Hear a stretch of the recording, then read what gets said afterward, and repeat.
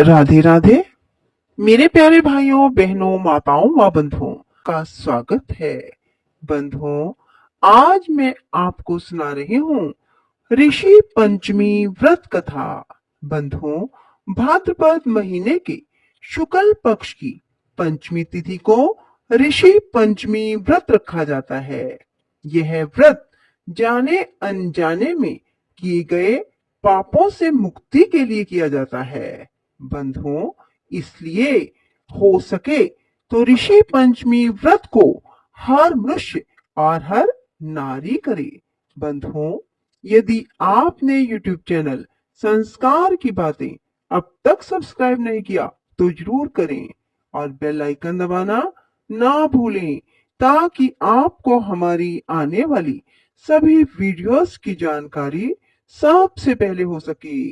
बंधुओं, कथा को पूरी सुने। सुनने के बाद कमेंट बॉक्स में राधे राधे अवश्य लिखिए। ऋषि पंचमी व्रत कथा। विदर्भ देश में उत्तंक नामक एक सदाचारी ब्राह्मण देव रहते थे। उनकी पत्नी बड़ी पतिव्रता थी, जिसका नाम सुशीला था।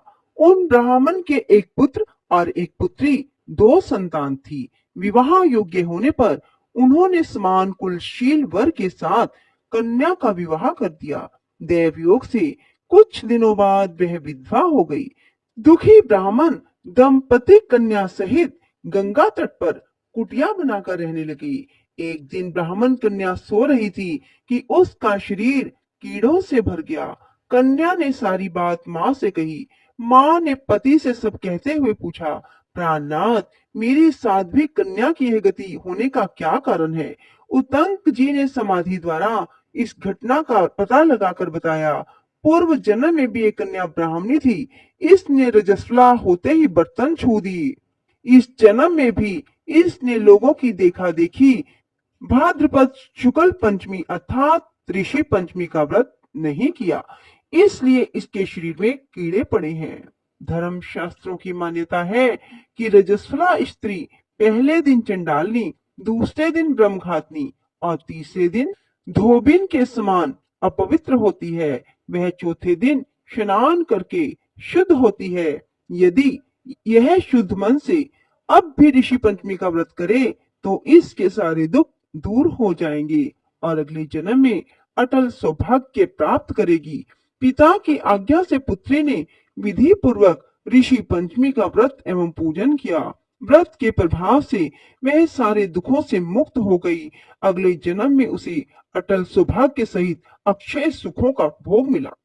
बोलो कृष्ण भगवान की जय हो। यह व्रत जाने अनजाने में हुए पापों की प्रक्षालन अर्थात पापों से छुटकारा पाने के लिए स्त्री पुरुष दोनों को करना चाहिए।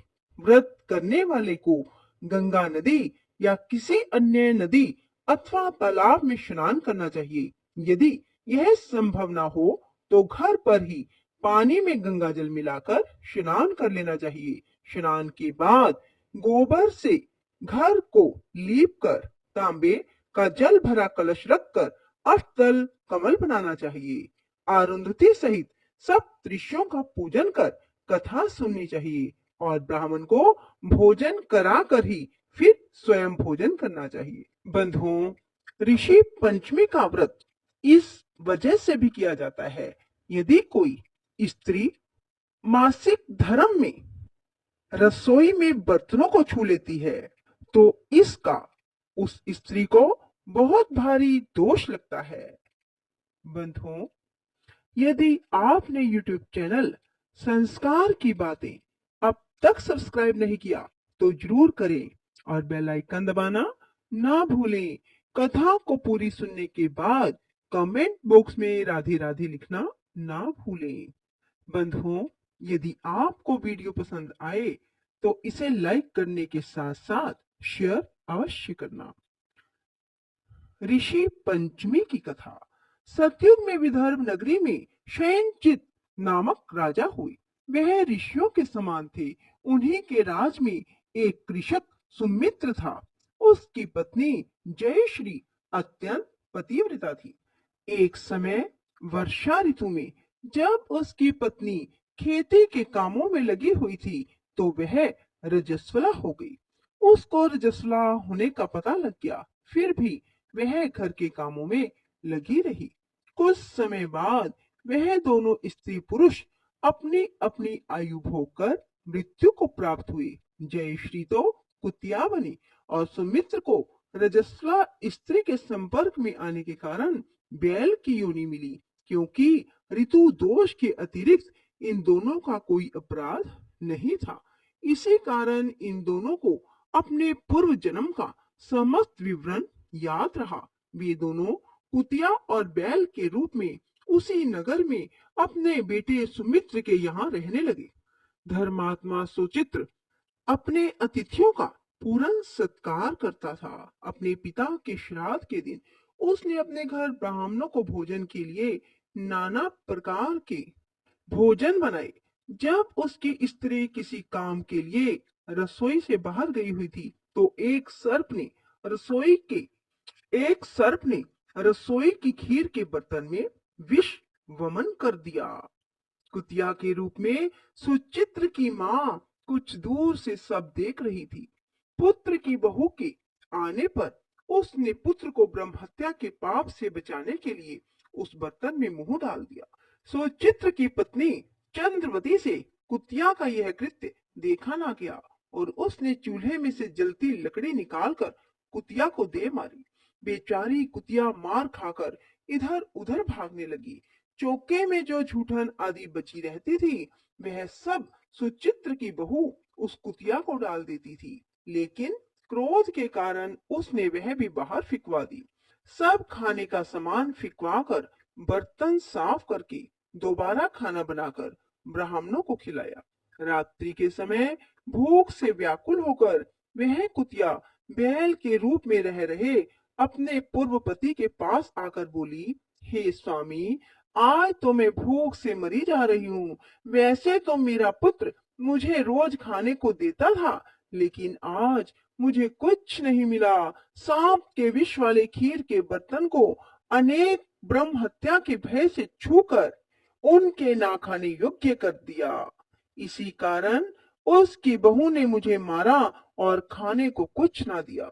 तब वह बोला, हे भद्रे, तेरे पापों के कारण तो मैं भी इस योनि में आ पड़ा हूँ और आज बोझा ढोते ढोते मेरी कमर टूट गई है। आज मैं भी खेत में दिन भर हल में जुटा रहा। मेरे पुत्र ने आज मुझे भी खाना न दिया और मुझे मारा भी बहुत। मुझे इस प्रकार कष्ट देकर उसने इस श्राद्ध को निष्फल कर दिया। अपने माता पिता की इन बातों को सुचित्र सुन रहा था। उसने उसी समय दोनों को भरपेट भोजन कराया और फिर उनके दुख से दुखी होकर वन की ओर चला गया। वन में जाकर ऋषियों से पूछा कि मेरे माता पिता किन कर्मों के कारण इन नीच योनियों को प्राप्त हुए हैं और अब किस प्रकार से इनको छुटकारा मिल सकता है। तब सर्वात्मा ऋषि बोले, तुम इनकी मुक्ति के लिए पत्नी सहित ऋषि पंचमी का व्रत धारण करो। उसका फल अपने माता पिता को देना। भाद्रपद महीने के शुक्ल पक्ष की पंचमी को मुख शुद्ध करके मध्याह्न में नदी के पवित्र जल में स्नान करना और नए रेशमी कपड़े पहनकर अरुंधति सहित सब ऋषियों का पूजन करना। इतना सुनकर सुचित्र अपने घर लौट गया और अपनी पत्नी सहित विधि विधान से पूजन व्रत किया। उसके पुण्य से माता पिता दोनों पशु योनियों से छूट गए। इसलिए जो महिला श्रद्धा पूर्वक ऋषि पंचमी का व्रत रखती है वह समस्त संसारिक सुखों को भोगकर वैकुंठ को जाती है।